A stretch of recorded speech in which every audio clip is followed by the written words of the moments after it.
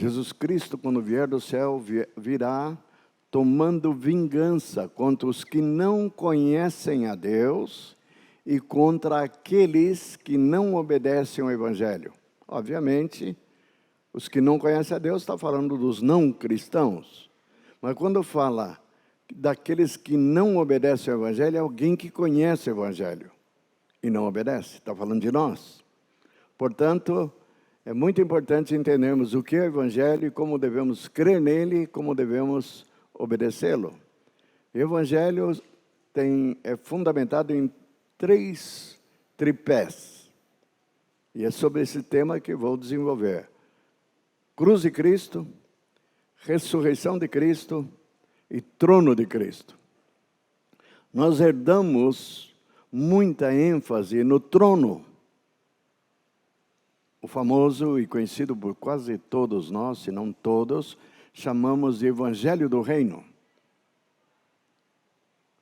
E por chamar de Evangelho do Reino, vamos imediatamente apresentar Jesus como Senhor e não Jesus como Salvador. Achamos que Salvador não é bom. Ficamos só com o Senhor. E ao apresentar Jesus como Senhor, Ele é o Rei. Ele recebeu toda a autoridade. Nós começamos a pregar o Evangelho a partir de Mateus 28, 18 a 20. Toda a autoridade me foi dada nos céus e na terra. Ide, portanto, fazei discípulos de todas as nações, batizando-os em nome do Pai, do Filho e do Espírito Santo, ensinando-os a guardar, quer dizer o quê? Obedecer. E se eu disser para vocês que isso é um equívoco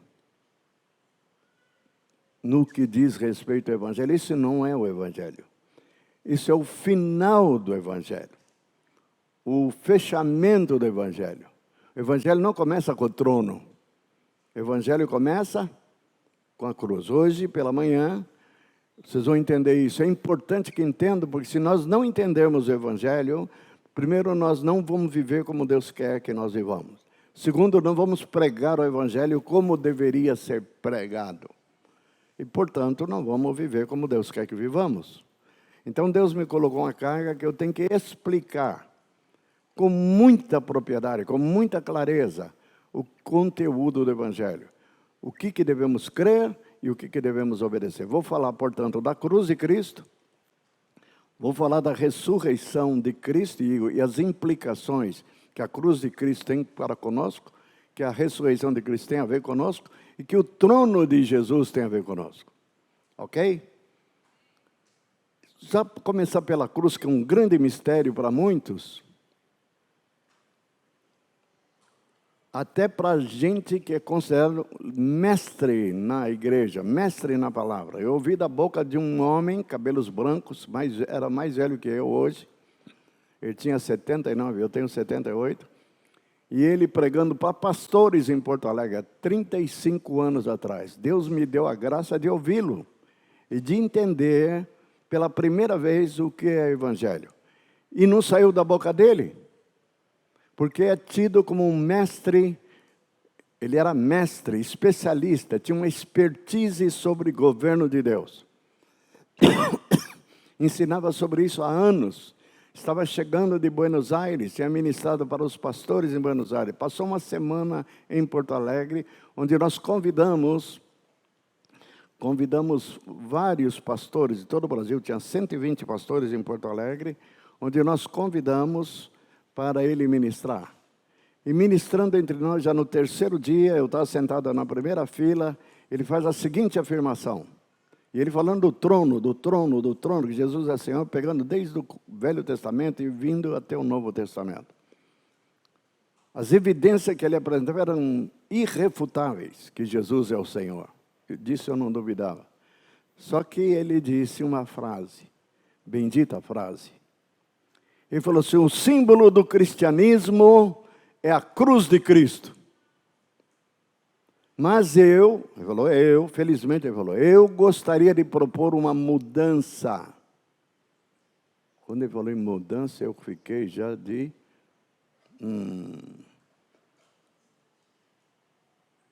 Casualmente, tinha do meu lado direito Marcos Moraes e do lado esquerdo Mário Moraes. Eram já ministros em Salvador, já era presbítero em Salvador.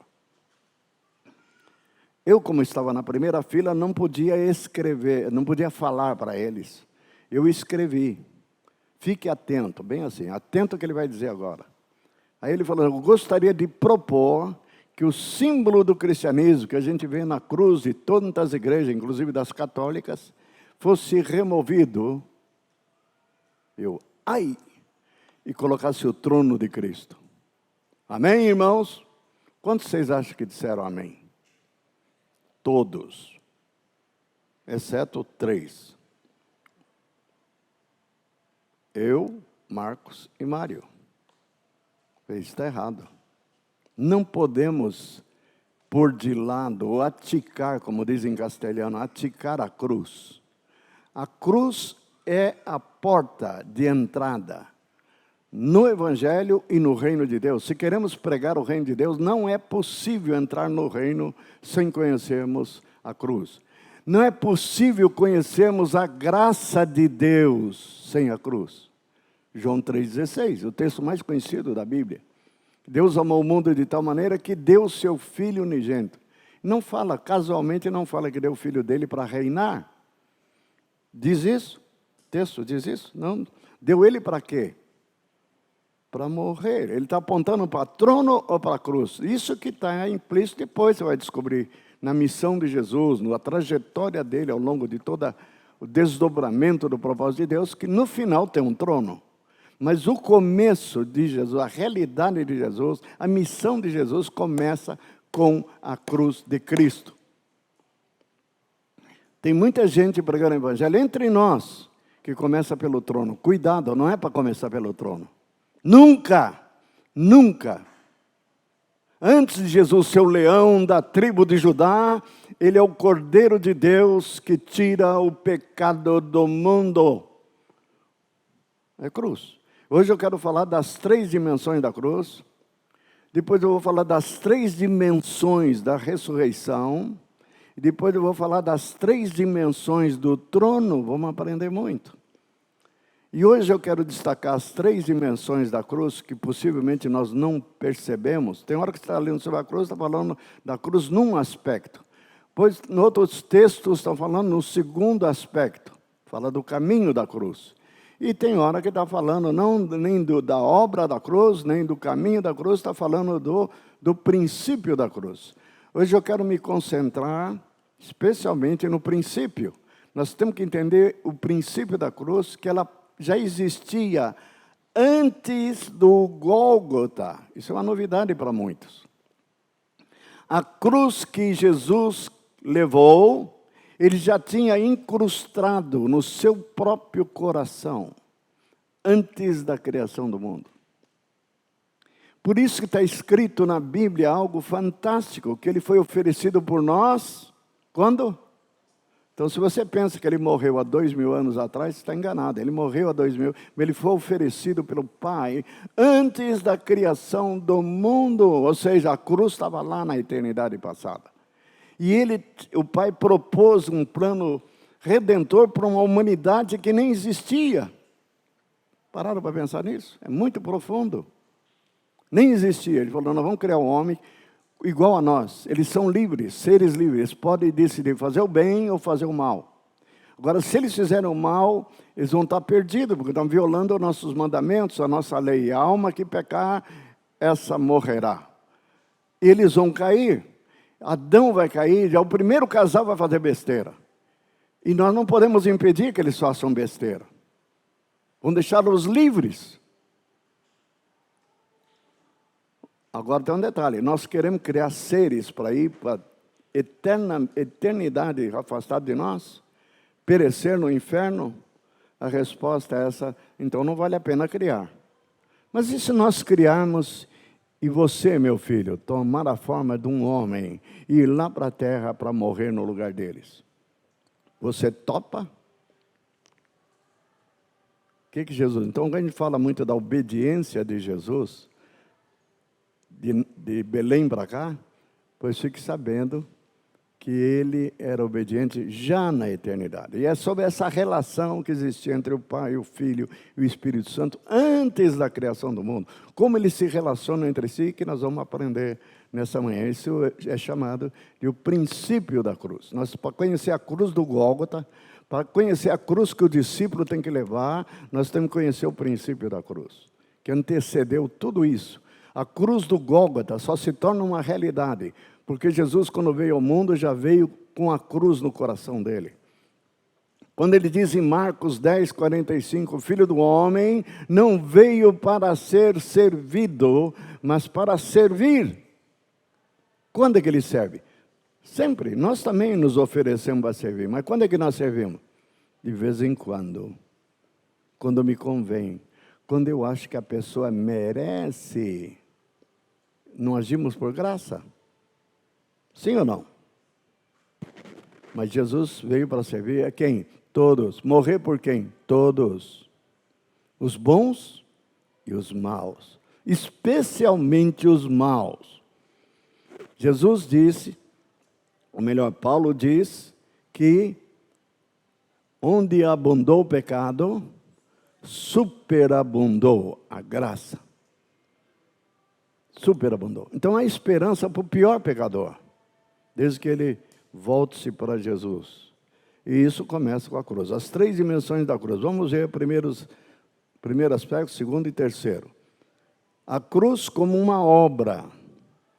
Quando chamamos de obra, a cruz como uma obra, nós estamos falando da obra que Jesus fez. Quando eu for levantado como a serpente de Moisés foi levantada no deserto, eu atrairei muitos a mim. Então nós temos que entender essa cruz, a cruz de Cristo, não é a minha, é a dele. E tudo que envolve essa realidade da proposta do Pai, do Filho e do Espírito Santo para redimir o homem. Não há redenção sem cruz. Não há perdão sem cruz. Não há reconciliação sem cruz. A cruz como uma obra. E essa obra só Jesus podia fazer. Nenhum anjo podia fazer. Tinha que ser o Filho de Deus. E não o Filho de Deus em forma humana, lembre disso. Ele se fez carne para identificar conosco. Ele tinha que ser nascido de mulher. Ser descendente de Abraão. E ser descendente de Adão. Ele se tornou verdadeiramente homem. Ele tinha fome, ele tinha sede, ele sentia dor, ele tinha sono, ele dormia. Por quê? Porque ele é homem. Porque se é Deus, ele não precisa dormir. Sim ou não? Não. Se ele vem em forma humana, como ele tinha poder para se materializar, como os anjos têm, ele podia ter a forma humana. Reluzente, bonito, não ia ter fome, não ia ter nada disso. Mas não, ele fez-se carne. Fez-se carne nesse sentido de absorver completamente. Ele passou a ter alma. Deus não tem alma. Deus é espírito puro. Ele tinha alma, tinha sentimentos. Diz, lá no Getsemane ele diz, eu estou angustiado. A alma dele está angustiada ao ponto de suar gotas de sangue. Angústia. Ele experimentou isso. Homem de dores que sabe o que é padecer. E por causa dele, ele se movia todo baseado, ele estava no caminho da cruz. No caso de Jesus, é tudo ao contrário. Ele começa com o princípio da cruz na eternidade, anda pelo caminho da cruz antes da obra, morre na cruz e nós somos chamados. Nós somos chamados para conhecer primeiro o quê? A obra da cruz. A partir do momento que conhecemos a obra da cruz, somos chamados para conhecer o caminho da cruz. Aquele que quiser ser meu discípulo, negue-se a si mesmo, tome a sua cruz dia a dia. Agora eu vou levar a cruz. Mas eu só vou entender essa minha cruz se eu entender a cruz dele. Se eu não entender a cruz dele, a obra que ele realizou na cruz, eu não vou entender o caminho da cruz. Esse é o caminho da cruz. E por último, ao caminhar no caminho da cruz, está sendo impresso no meu coração o mesmo princípio da cruz que havia na eternidade passada. Todos me acompanharam? Jesus tinha o princípio da cruz, depois que ele nasce em Belém, ele anda há 33 anos no caminho da cruz, ele não vivia para si mesmo, vivia para o outro, e depois morre na cruz. Nós começamos com o desafio do que ele fez por nós, o amor de Cristo nos constrange, né? Um morreu por todos, logo todos morrem. Então ele morre por mim, eu recebo isso como primeira palavra. E depois eu sou chamado para andar no caminho da cruz. E por último, Deus nesse processo vai imprimindo no meu coração o princípio da cruz. Pode pular, por favor. O texto que fala da obra da cruz é 2 Coríntios 5, 14 e 15. Pois o amor de Cristo nos constrange, julgando nós isto, um morreu por todos, logo todos morreram. E ele morreu por todos, para que os que vivem não vivam mais para si mesmo. Nós pregamos o evangelho de modo equivocado, ou parcial. Nós falamos que Cristo morreu na cruz pelo nosso pecado e ponto final. Não é isso que a Bíblia ensina.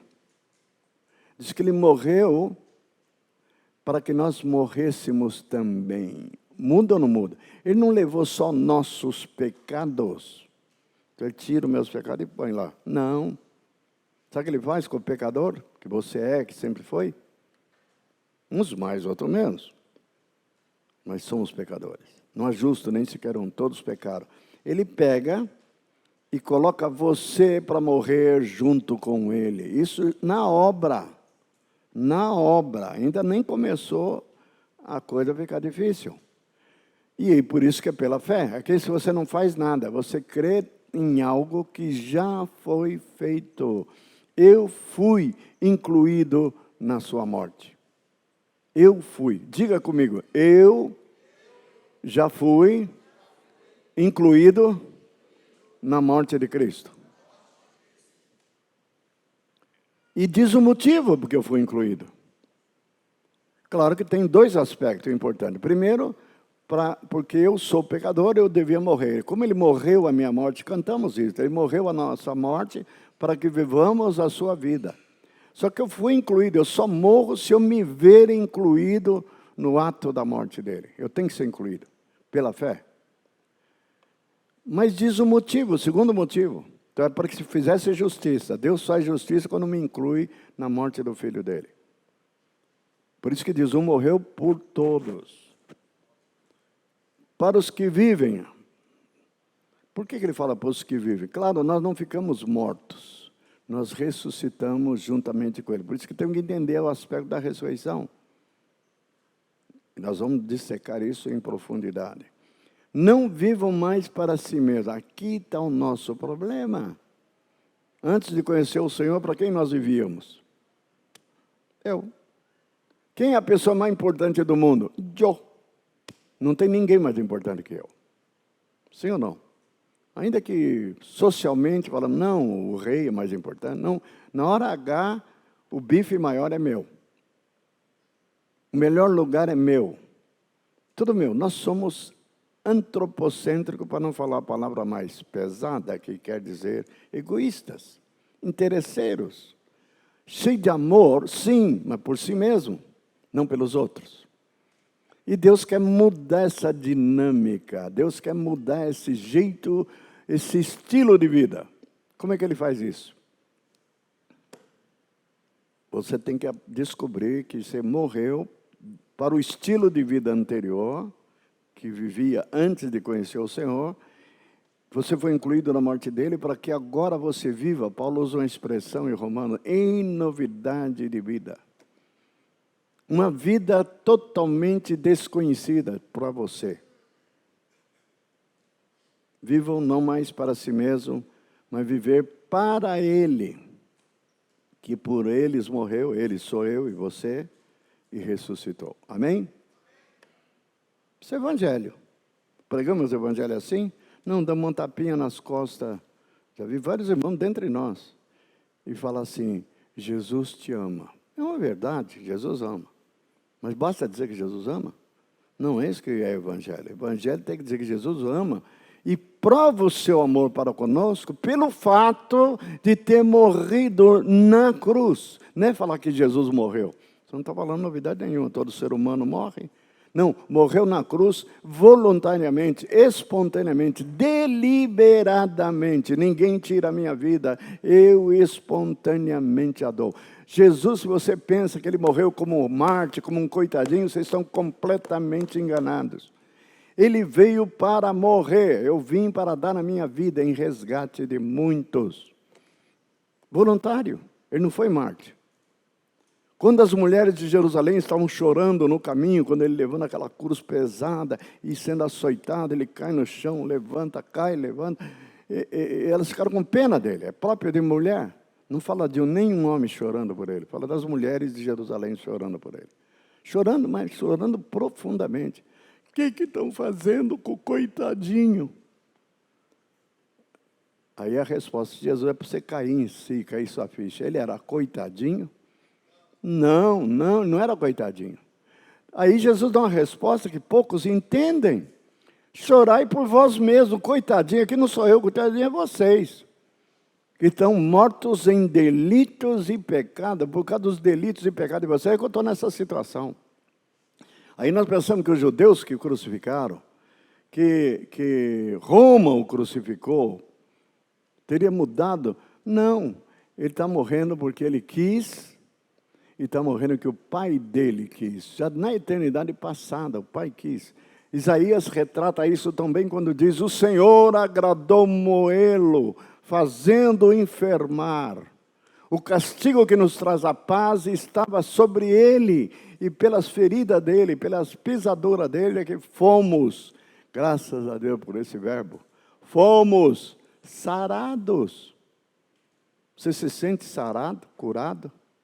A gente usa muitas palavras sarada para um fisioterapeuta, né? Fisioterapeuta não, fisicultor, né? Levanta, ele é saradão, musculoso. Nós somos sarados, curados pelo sacrifício dele. Chorai por vós mesmos, mulheres. Chorai pelos vossos filhos, não por mim. Que a gente fala coitadinho. Ele não é coitadinho. Foi livre escolha. Deliberada escolha. Agora, veja bem, a proposta dele não difere para nós. A proposta que ele vai fazer para nós é a mesma que o pai dele fez para ele. Você aceita me seguir? Aí eu digo, sim. Por isso que a pregação do Evangelho é: levanta a mão, vem aqui na frente e Jesus já está salvo. Não é bem assim. Tem muita gente sendo pregado um Evangelho adulterado na igreja que não se converteram ainda. Porque Jesus é categórico. Se você vem a mim e quer se tornar meu discípulo, você tem que pegar a sua cruz e me seguir dia a dia. E aquele que se negar, tomar a cruz, não pode ser meu discípulo. Agora, se você não é discípulo de Jesus, não estou falando que está fazendo discipulado ou não, não é isso. Se você não é discípulo, o que você é? Me responda. Possivelmente um esquenta-banco. Possivelmente alguém religioso, muito até piedoso, que até procura guardar os mandamentos. Mas o que você vai fazer? Mas ele diz, tem que tomar a cruz. Então percebe que a cruz de Cristo é imediatamente. O princípio da cruz é transferido para o seguidor de Jesus. E não é questão de eu quero ou não quero, não é obrigado. Não é obrigado, tem que ser tão voluntário quanto ele foi. Tão voluntário quanto ele foi. Quando eu entendi isso, eu mudei minha abordagem com os irmãos. Eu não posso obrigar ninguém a tomar a cruz. Eu não posso obrigar ninguém a guardar o Evangelho, ou crer no Evangelho. Você tem que ser livre. Agora, quando você escolhe, você sai de cena. Ele já fica automaticamente seu Senhor. Porque ele diz, primeira ordem dele, negue-se a si mesmo. Tome a sua cruz e siga-me.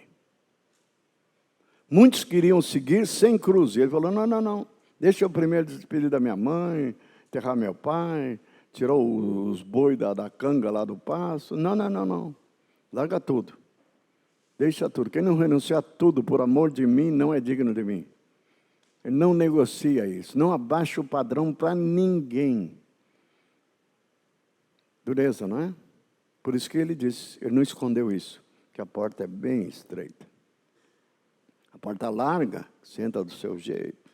Tem cristão dançando o carnaval lá hoje, no Rio, lá São Paulo, pode estar certo. Se diz evangélico. Ele é evangélico, sim, pode ser evangélico há 10, 15 anos, mas não é discípulo. Se ele é discípulo, ele está fazendo outra coisa. Amém? Eu ouso dizer, ele não peca mais, especialmente aqueles pecados notórios, descarados. Ele não vai numa festa chamada carnaval, que quer dizer festa da carne. É uma festa pagã, ele não vai. E eu já fui. Não tenho por que esconder isso de vocês. E sabe o que eu era? Hoje eu entendo. Quão enganoso é o coração do homem. Eu era líder da mocidade metodista. Tinha 18 anos. Estava lá.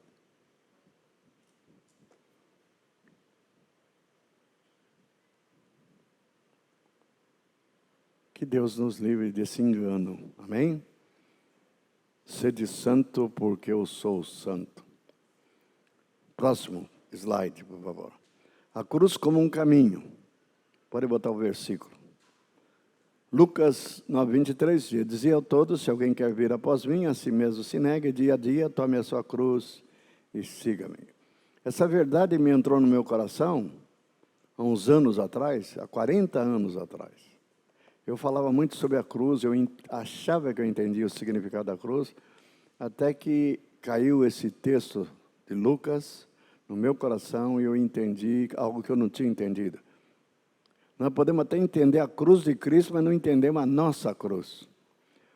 Muitos de nós falam assim, eu tenho um marido que é alcoólatra, e eu tenho que suportar isso, porque essa é a minha cruz. Não é essa a cruz que Jesus está falando?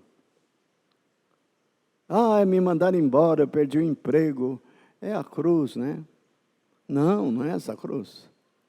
A cruz, amados, é um instrumento de morte.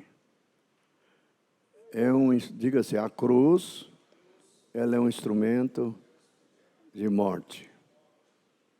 Faço questão, não trouxe. Eu comprei recentemente uma cruz. Claro que é uma cruz vazia, né? Não tem Jesus pregado, né? Não é um crucifixo, é uma cruz, que é o nosso símbolo. Eu podia ter um trono, mas não quero o trono, eu quero a cruz, porque eu sei que tudo começa com a cruz. Ele não disse assim, se alguém quiser ser meu discípulo, tome o seu trono. Eu ia sentir muito mais confortável. Porque o trono é para quê? Para eu reinar. Tudo que minha carne quer é reinar, ter domínio, poder, riqueza. Não, eu tomo a cruz e me siga. Eu estou indo para lá. Eu estou indo para o Gólgota. E vocês vão morrer comigo. Se tem uma coisa que a carne não quer, é morrer. Por que temos problema de relacionamento entre nós? Porque marido não se entende com a mulher, mulher não se entende com o marido. Fácil. A carne reina. E nos negamos a morrer. Ainda que o mandamento diz, perdoai uns aos outros. Eu não quero perdoar.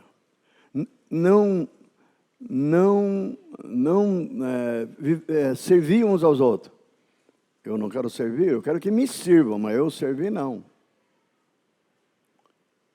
Ele fala para eu amar uns aos outros, assim como ele me amou. Eu não quero amar, eu quero ser amado. Então nós estamos em primeiro lugar. Sempre eu.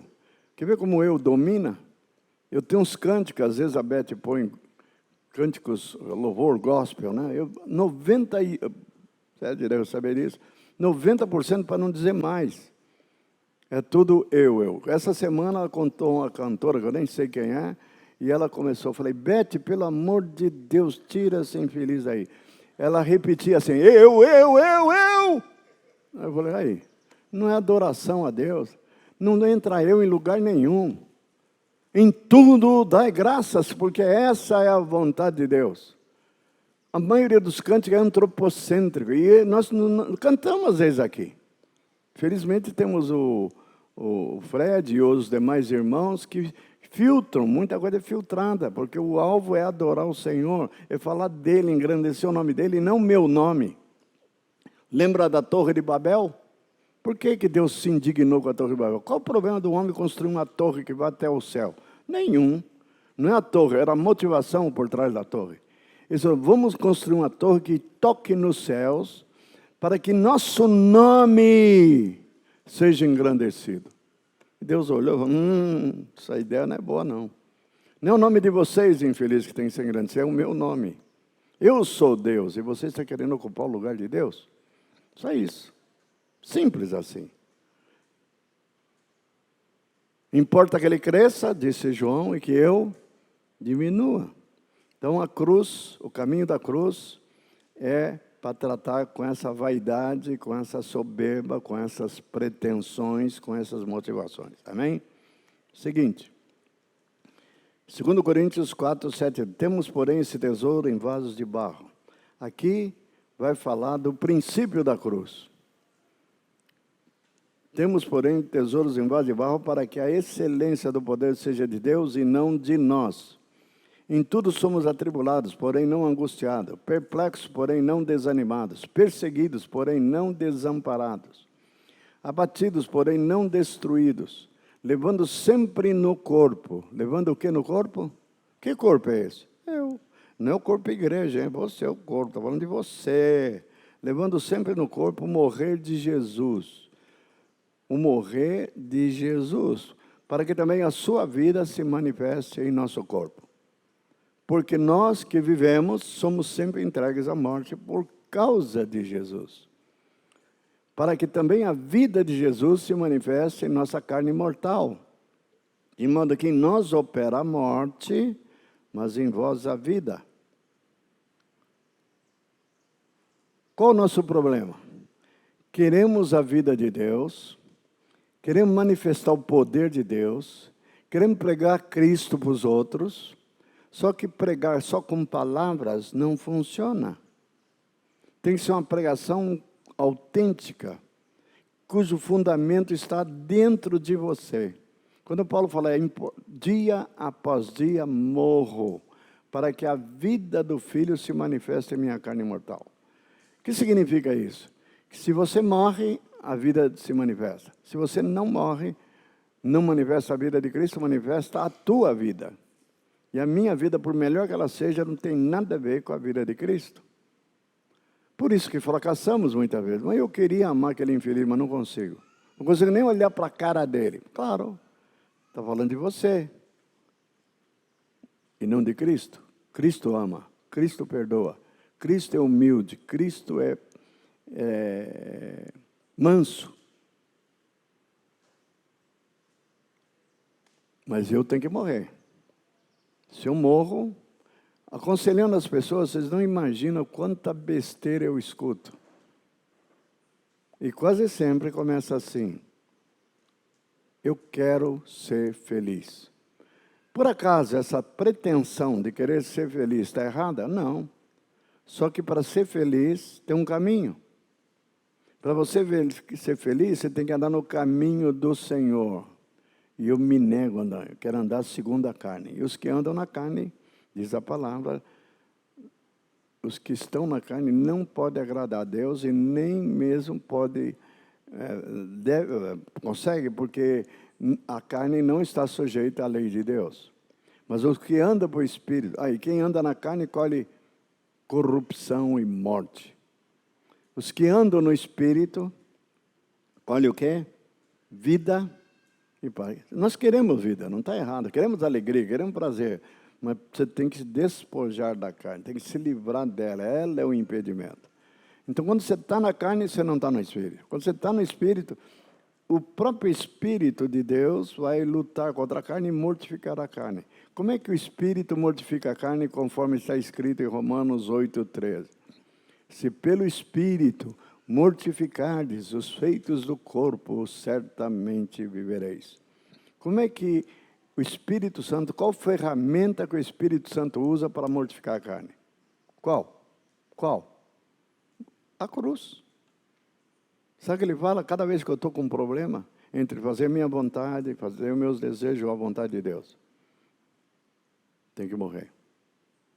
Tem que morrer esse desejo, tem que morrer essa vontade, tem que morrer. Senhor, minha vontade é não perdoar esse infeliz. Minha vontade é dar uma surra nele. Minha vontade é pular no jugular dele e dar umas mordidas. Simples. Não pode. Esquece isso. Se alguém tem motivo de queixa contra outro, perdoai-vos mutuamente. Perdoar é fácil? Não. Mas em Cristo é.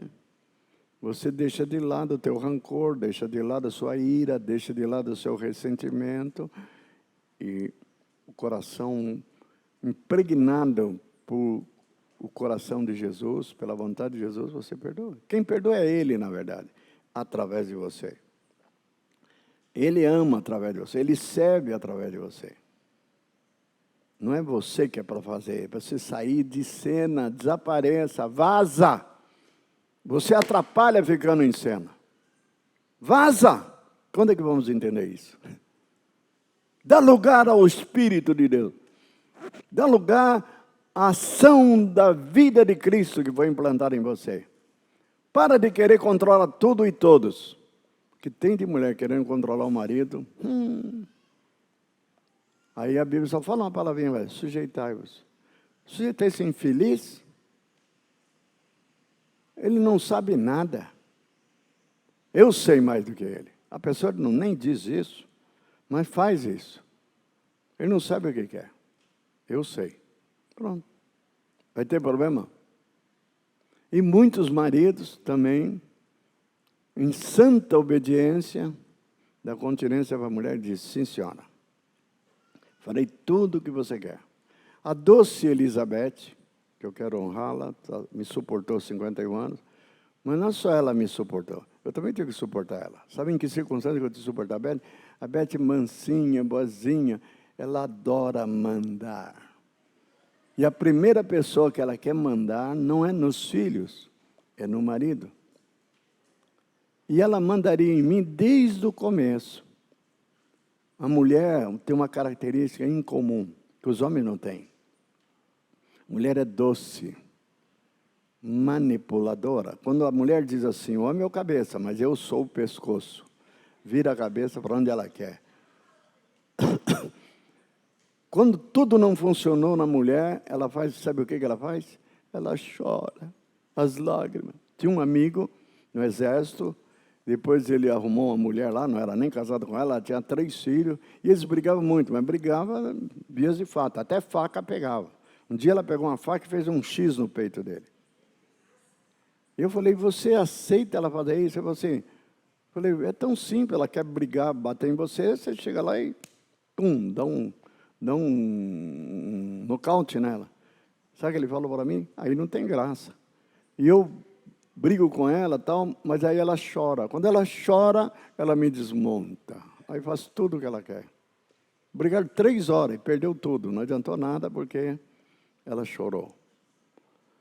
Amados, nós temos conflito porque não desempenhamos o papel reservado a cada um de nós. Seja homem, seja mulher. Grande problema que as mulheres têm na igreja, a maioria dos homens na igreja, mas no mundo, não sabe governar. Mas não é só não sabe governar. Ele tem uma segunda missão, não sabe amar sua mulher como Cristo amou a igreja. E ele não vai conseguir nunca, mesmo querendo obedecer esse mandamento, se a cruz não operar nele. Amém? A cruz, tem que mortificar. Tem que mortificar o comodismo dele. A mulher quer fazer, vai, meu amor, pode ir. Vai, faça. Como você acha que deve ser feito. E ele fica. Ele pergunta para ele, você está deixando a mulher controlar tudo? Ele fala assim, eu que ordenei ela. Então ele não quer perder, eu ordenei, eu deixei. Irmãos, cuidado. Deus quer tratar com cada um de nós, com tudo aquilo que está errado. Que ele diz, o meu caminho não é o vosso caminho. Os meus pensamentos não são os vossos pensamentos. Que caminho que Jesus andava? No caminho do céu? No caminho do Pai? Que pensamento ele tinha? Pensamento do Pai. E nós não, tem o caminho de Deus e o caminho nosso. Tem o pensamento de Deus e o pensamento nosso. Tem a sabedoria de Deus e tem a sabedoria humana. Dicotomia de caminho. E nos enganamos pensando que estamos no caminho. Porque eu já levantei a mão e aceitei Jesus. Não. Sem cruz você não segue Jesus. Ele não deixa você seguir. A cruz tem que operar todos os dias, toda hora. Uma irmã, algum tempo atrás, falou assim, eu descobri o que está errado na minha vida. Eu tenho que ir para a cruz. Quantos anos ela tem de caminhada? 30 anos. Agora que ela tem que ir para a cruz? Quando é que ela tinha que ir para a cruz? Desde o primeiro dia. E agora eu estou indo para a cruz. O que você está fazendo indo para a cruz? Ele me provoca, eu fico de boca fechada. O que você fazia quando ele te provocava? Partia para cima. Xingava, esperneava e arrumava uma confusão. Mim não. Vê como você fala comigo. Eu sou, agora, das poderosas do século XXI. Poderosa. A mulher, para ser poderosa, que a Bíblia fala que a mulher é poderosa e tem que se tornar poderosa, ou ela é chamada de vaso frágil. Você não entendeu ainda, mulher, que quanto mais frágil você for, mais o teu marido vai te amar, mais ele vai cuidar de você? Quando você é poderosa, tão forte que é capaz de bater no marido, algumas batem. Bateram, uma mulher foi na minha casa se aconselhar e falou assim, o cara era faixa preta, ela falou, meto a mão, dou uma surra nele que ele tem que ir para o hospital, bato nele com um pau. Eu falei, meu Deus. E ele faixa preta, o que ele faz? Ele faz nada, ele fica gemendo lá de dor. Eu falei, você é maluco, o dia que ele vai ter um feminicídio aí. Muitos feminicídios. E a gente condena o homicida, obviamente, e tem que condenar mesmo. Mas a mulher não fez nada para deixar o homem tão irado ao ponto de matá-la. Às vezes eu não fiz nada, só troquei ele por outro. Pronto. Troquei ele por outro. E ele não gostou. Disse que ia me matar. E me matou. Amadas, nós temos que reavaliar nossas decisões, nossas posturas, nossas atitudes. O princípio da cruz é fundamental. Marcos 10, 45. Aqui está o princípio da cruz. Ninguém poderia declarar o que Jesus declarou, pode declarar, se não conhecer o princípio da cruz. Pois o próprio Filho do Homem não veio para ser servido. É uma decisão que ele tomou antes da eternidade, antes da encarnação, não veio para ser servido. E ele tinha o direito de ser servido se tinha alguém nesse mundo que mais merecia, mais digno de ser servido, esse alguém era Jesus. Mas para servir e dar sua vida. Dar a vida. Então, quando você foca, ele serviu os homens, curando, cuidando deles, é pouco ainda. A plenitude do serviço, a amplitude maior, o clímax do serviço é dar a vida. E ele, então, não está fazendo uma linguagem poética, uma linguagem romântica, dar sua vida. Ele está falando algo que ele ia fazer. Na prática, já tinha feito, já me entreguei para morrer. Eu vim aqui para morrer. Eu sou o Cordeiro de Deus, como disse João, que tira o pecado do mundo. Eu só vou tirar o pecado do mundo morrendo na cruz. E vou morrer por você. E ninguém tem maior amor do que esse, do que dar a sua vida em resgate de muitos. Eu vou dar minha vida. Agora, aleluia por isso, glória a Deus. Nós conhecemos muito João 3,16, correto? E talvez é o texto mais conhecido da Bíblia, no mundo inteiro. Mas se eu perguntar para vocês, vocês conhecem 1 João, coincidentemente, ou cristocidentemente, 1 João 3,16? Essa é a parte dele, e a nossa parte? 1 João 3,16 nós não conhecemos, poucos saberão dizer o que está escrito lá. Que Cristo morreu por nós, e assim como Ele morreu por nós, nós devemos dar nossa vida pelos irmãos. Mais do que servir. Servir é a primeira parte e dar a vida a segunda parte. por irmão. Como? Por amor. Quanto mais o marido deve dar a vida pela mulher dele.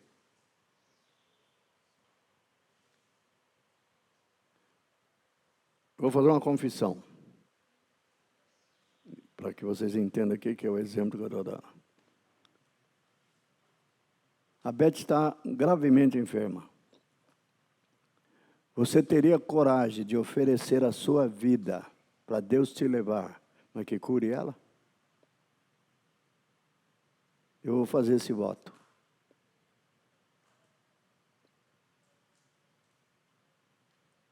Isso é oferecer em sacrifício, por amor do outro. É claro, se eu perguntar para a Beth não quer que eu faça isso. Eu estou dizendo isso pela primeira vez, ela nem sabe disso. Oferecer minha vida.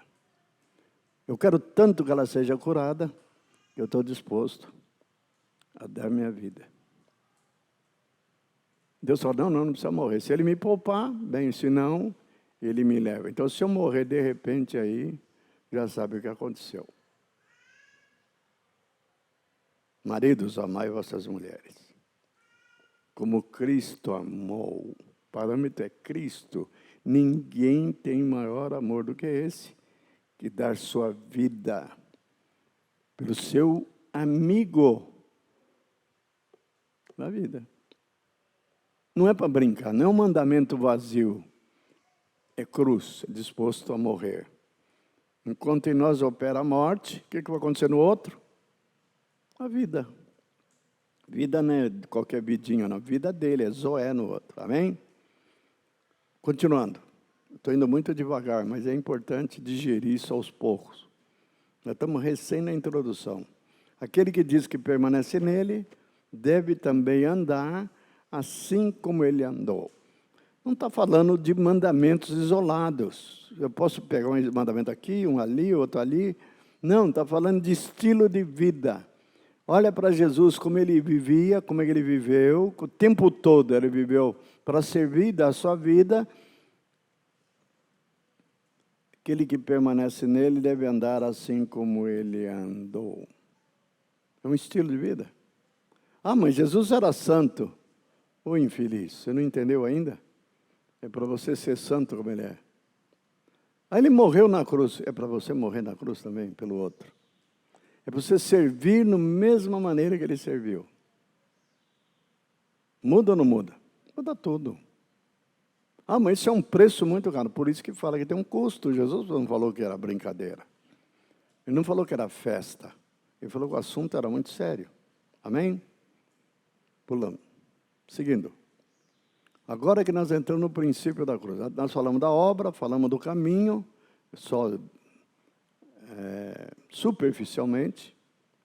Agora eu vou falar do princípio. O princípio é importantíssimo. E o princípio da cruz é o que existe na Trindade. O Pai tem a cruz cravada no coração dele. O Filho tem a cruz no coração dele. E o Espírito Santo tem. O que isso significa? Então, a primeira coisa que nós vamos aprender. Esse princípio está inscrito no coração da Trindade desde antes da fundação do mundo. Eles não fazem absolutamente nada para si mesmo. Aqui está o princípio. Eles não fazem absolutamente nada para si mesmo. Um melhor exemplo é a tentação do diabo. Mandou Jesus fazer pão para ele mesmo. E Jesus falou, negativo. Só faço se meu pai mandar. Como meu pai não mandou. Meu pai mandou fazer outra coisa. Que eu viesse aqui para ser tentado por você durante 40 dias. E não é para eu comer no meio do caminho. E sim para o bem e felicidade do outro. A Trindade vive uma eterna dinâmica de buscar a felicidade do outro. Os casamentos não teriam problema nenhum, se a mulher vive para fazer a felicidade do marido. E o marido vive para fazer a felicidade da mulher. Vão ter problema? Não, claro que não. Os problemas existem que a mulher vem me procurar passar conselho e fala assim, aquele infeliz não me ama como eu gostaria de ser amado. Aí você pega o marido e, tem que amar tua mulher. Errado. Acontece que ela está fazendo uma reivindicação que não é para fazer. ele não te ama. Tudo bem, é um fato. Isso tem que mudar, principalmente se ele declara cristão. Mas você está amando o seu marido como Jesus quer que você ama? Está honrando o teu marido? Não. Então, aí está o problema. Nós queremos que os homens nos façam o bem, mas nós nos negamos a tomar a iniciativa de fazer o bem para eles. Isso se aplica numa relação de família, pais e filhos, como se aplica também em relação aos irmãos. Não poderia haver problema entre nós se nós vivêssemos exclusivamente para o bem dos irmãos. Amém? Na Trindade é assim. Eles não fazem, gravem essa palavra, absolutamente nada para si mesmos, e sim para o bem e feliz. Aqui, por causa desse princípio, que Jesus veio ao mundo. Para quê? Para viver para si mesmo ou para viver para nós? Simples. Não teria Gólgota. Não, eles fizeram besteira, desobedeceram a lei que demos, que se frite, que se arrebente. Não, esse não é o Deus que é revelado na pessoa de Jesus.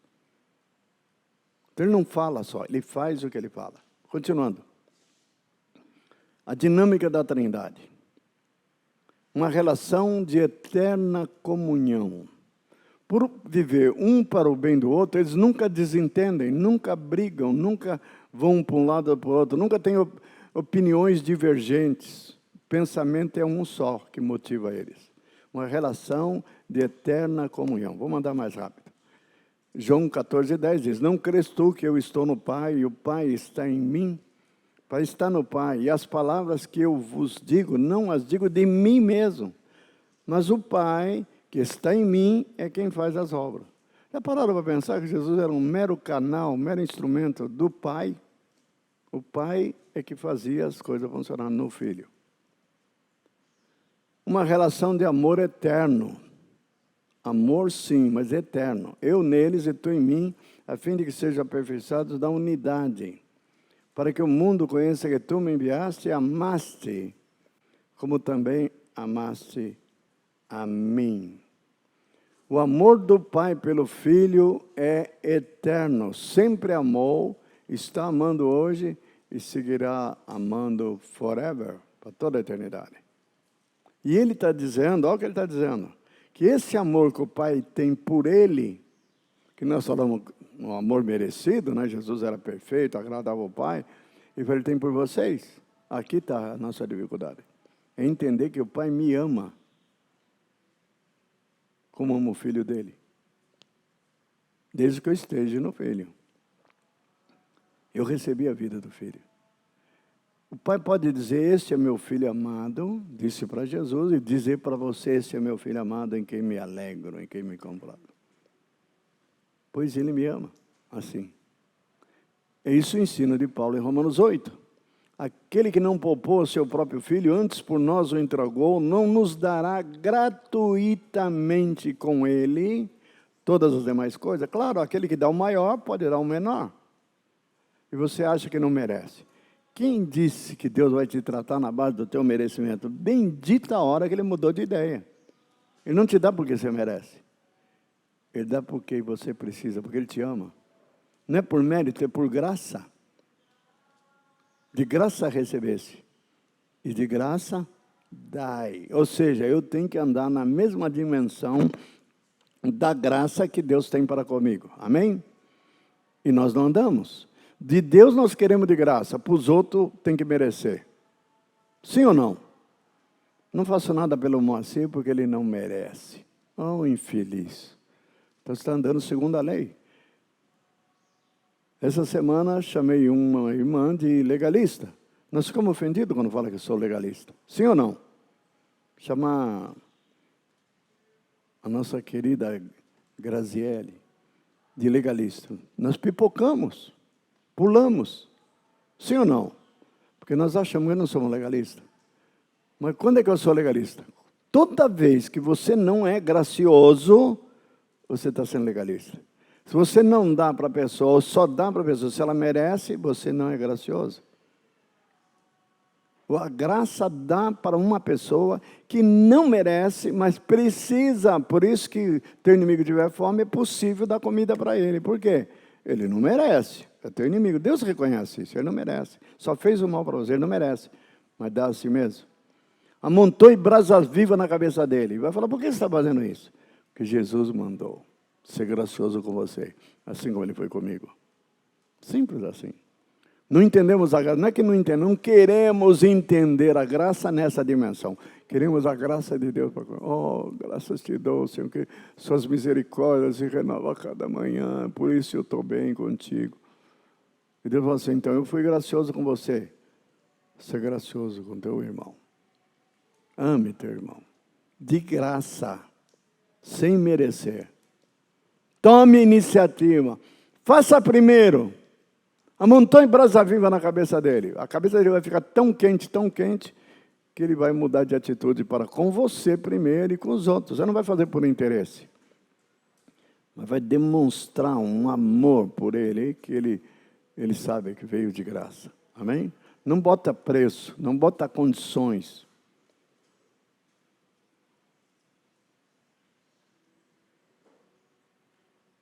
Uma relação de unidade eterna. João 17, 20 a 21. Não rogo somente por esse, mas também por aqueles que vierem a crer em mim, por intermédio da sua palavra, a fim de que todos sejam um. E como estou, Pai, em mim, eu em ti, também sejam eles em nós, para que o mundo creia que tu me enviaste. Eu pensava que eu entendia a unidade, até feito seminário, participei de um grupo, esse seminário é um grupo interdenominacional, então eu tinha uma vivência de relacionar com presbiteriano, com batista, com luterano, e achei que eu conhecia a unidade. Então, quando eu falava de unidade, eu sempre pensava unidade entre os irmãos, entre as denominações. Não é isso que Jesus está falando. Unidade só existe. Unidade proposta por Deus só existe se nós formos inseridos na mesma comunhão que o Pai, o Filho e o Espírito Santo têm entre eles. É pouca coisa? É uma unidade sobrenatural. É o texto aí, o texto diz isso. Ora para que seja um, mas não é um qualquer, um que eu decido, um ecumênico, um de tratado, não. Em nós. Como és tu, ó Pai, em mim, eu em ti, também sejam eles em nós, incluído na unidade dele. Tudo o que Jesus vai propor é nós sermos inseridos nessa dinâmica da Trindade. E nela que está o princípio da cruz. Continue, por favor. Uma relação de eterna interdependência. O Pai precisa do Filho, o Filho precisa do Pai. O Espírito Santo precisa do Pai e do Filho. Eles se interdependem um do outro. Ninguém faz nada, como disse Jesus, de moto próprio. Da forma que eu ouço, que eu vejo, eu julgo. Uma relação de interdependência. Versículo. João 14, 10. Não crês tu que eu estou no Pai e que o Pai está em mim? As palavras que eu vos digo, não as digo de mim mesmo, mas o Pai que está em mim é quem faz as obras. O Pai que está em mim é que faz as obras. Uma relação de eterna aliança. Você sabia que ele fala da aliança de Deus para conosco? Sabia que há uma aliança entre eles? Aliança. Como é que eu sei que é uma aliança? Jesus declara isso no texto que vai seguir. João 17, 10. Ora, todas as minhas coisas são tuas, e as tuas coisas são minhas. Vocês sabiam que Deus fez já aliança conosco através do Filho dele, do sangue do Filho dele, do corpo do Filho dele? Quando tomamos a ceia, é isso que declaramos. Tem uma aliança com ele. Agora, na aliança, volte ao anterior. Pulou um slide na frente. Ainda estou falando da primeira parte. Volta ao slide anterior.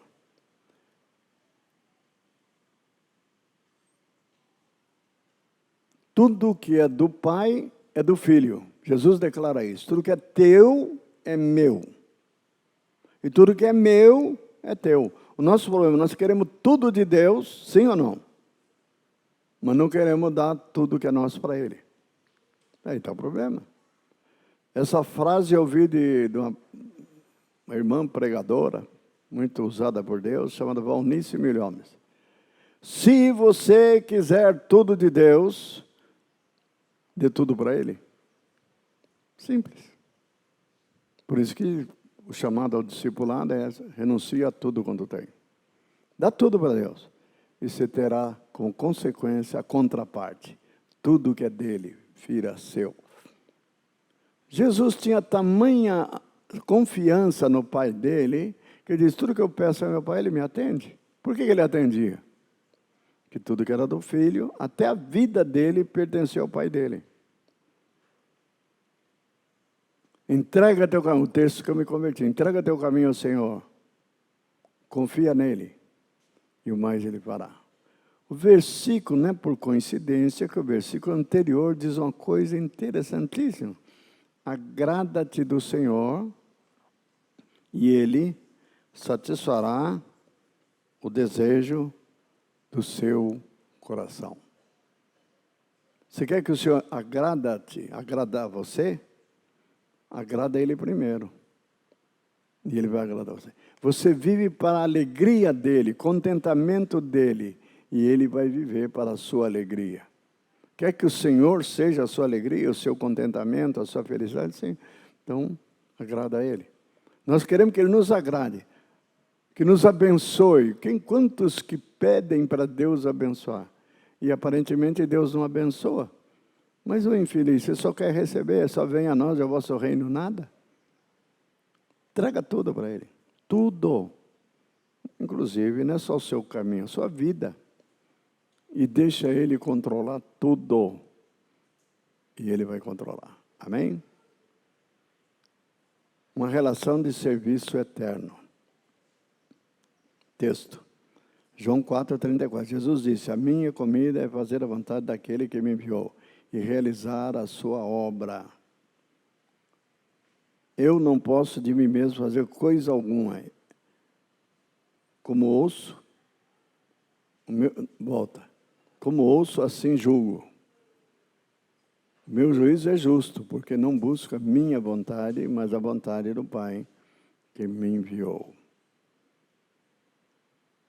Uma relação de eterna glória mútua.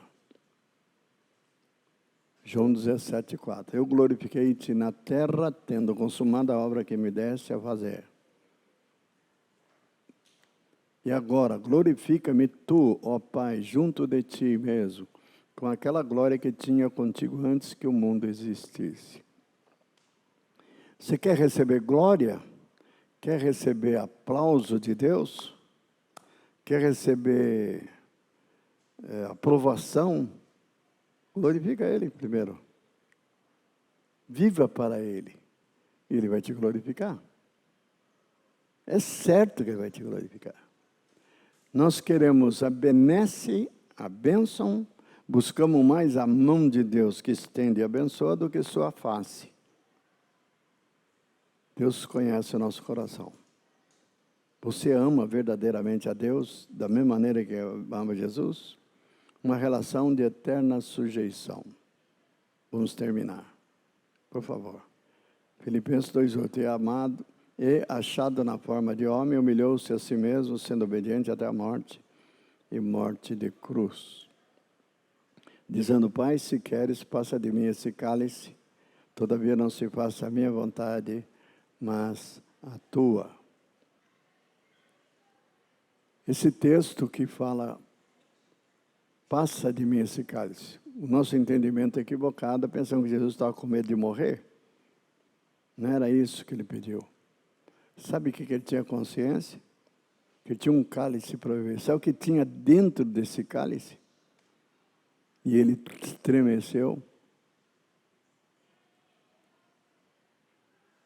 Era a ira do pai dele contra ele.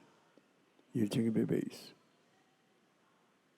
E ao tomar, o pai ia trazer toda a ira contra todo o pecado do mundo inteiro, passado, presente e futuro, e jogar sobre ele. É mais do que a dor que ele sentiu na cruz. É mais do que o sofrimento injusto que ele foi obrigado a passar. Era a ira do Pai. Ao ponto, ele está tão irado com o filho que ele vira as costas para o filho e fala, não te conheço. Só vai encontrar com ele 3 dias depois. Ira de Deus. Para que nós recebêssemos só o amor, só o perdão de Deus Pai. Fomos reconciliados por meio da ira que o filho, do cálice da ira que o filho teve que sorver. Uma relação de eterna morada mútua. O filho mora no pai, o pai mora no filho, e o Espírito Santo mora nos dois. Por favor. João 10, 38. Mas se faço e não me credes, credes nas obras, para que possais saber e compreender que o Pai está em mim e eu estou no Pai. Eu estou no Pai e o Pai está em mim. Morada. João 14, 10. Não crês que eu estou no Pai e que o Pai está em mim? As palavras que eu vos digo, não as digo por mim mesmo. Mas o Pai que permanece em mim faz as suas obras. Uma relação do eterno compartilhar de seu propósito mútuo. O propósito do Filho é o mesmo do Pai. O propósito do Pai e do Filho é o mesmo do Espírito Santo. De convergir em Cristo todas as coisas na dispensação da plenitude dos tempos, tanto as que estão nos céus como as que estão na terra. 1 Coríntios 15, 28. E quando todas as coisas lhe estiverem sujeitas, então também, mesmo o Filho se sujeitará àquele que todas as coisas lhe sujeitou, para que Deus seja tudo em todos. Isso vai acontecer tão certo como vive o Senhor. A cruz como modo de atração. Esse é o último slide. Veja bem. Mas eu, quando for levantado da terra, atrairei todos a mim. Antes ele falava projetando a cruz no futuro. Ele falou, mas vai chegar uma hora que o Filho estará na cruz. E ele já foi para a cruz. Na medida que vivemos esses princípios que acabamos de ouvir, nós também atrairemos as pessoas ao nosso redor para o Senhor. Se as pessoas não são atraídas, é que seu estilo de vida ainda é muito mundano, muito carnal, você vive assim mesmo. Mas aquele que ama como Jesus amou, ele atrai. E você não vai falar do amor de Jesus, você vai perceber o amor de Jesus através de você, da sua renúncia, do seu sacrifício. Amém? E vamos atrair. Resumindo o princípio da cruz. Na Trindade, o Pai não vive para si mesmo, o Filho não vive para si mesmo e o Espírito Santo não vive para si mesmo. Todos vivem um para o outro, vivem num eterno relacionamento de compartilhar uns aos outros. A proposta dele para nós não é diferente. É para viver perdoando uns aos outros, servindo uns aos outros, amando uns aos outros como eu vos amei. Tudo uns aos outros. Tem 22 mandamentos uns aos outros. Quer ser amado? A resposta é sim. Então ame primeiro. E não é um amorzinho que você decidiu, o amor dele. É para expressar o amor dele. Amando, você atrai. Eu quero ser atraído por aqueles que me amam, sim ou não? São meus amigos quem? Aqueles que me amam. Se não me ama, vaya com Deus. Se é por falta de a Deus, até logo. Você precisa ser amado, Deus sabe disso. Mas ame primeiro, não fica sentadinho querendo ser servido, que lave seus pés. Pegue a bacia e a toalha e sai lavando os pés dos seus irmãos. Ok? Aplicando o princípio em nós. O amor de Cristo nos constrange, julgando nós isso. Um morreu por todos, logo todos morreram. Para os que vivem, e ele morreu por todos, para os que vivem não vivam mais para si mesmo, mas para aquele que por eles morreu e ressuscitou. Amém? Isso não precisa. O que isso quer dizer? O que é a cruz, o princípio da cruz, a obra da cruz, o caminho da cruz? Não viver mais para si mesmo, mas viver para o outro.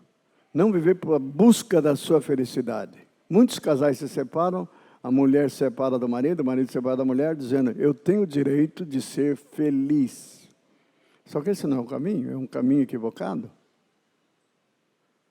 Porque enquanto a pessoa não estiver amando ninguém, a não ser a si mesmo, vai quebrar a cara, vai ter problema.